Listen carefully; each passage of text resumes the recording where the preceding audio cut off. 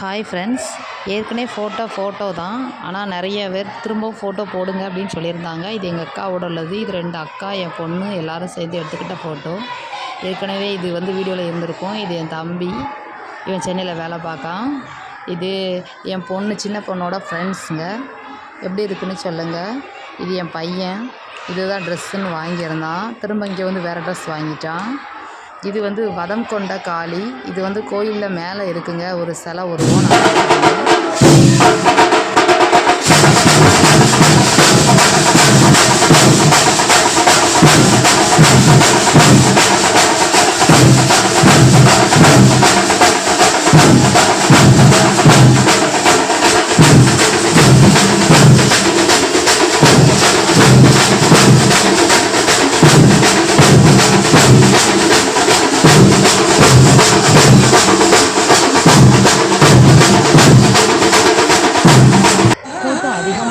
பால்குடம் எடுக்கும்போது ரோட்டில் ஆம்புலன்ஸு ரொம்ப டிராஃபிக்காக இருக்குது. அதனால் ரோடை ஒதுக்கி விட்டு மக்களே ஒதுங்கி ஆம்புலன்ஸுக்கு வழி விட்டதை பாருங்கள். எவ்வளோ கூட்டம், எவ்வளோ கஷ்டம் இருந்தாலும் ஆம்புலன்ஸுக்கு எவ்வளோ அழகாக மக்கள் வழி விடுறாங்கன்னு பாருங்கள்.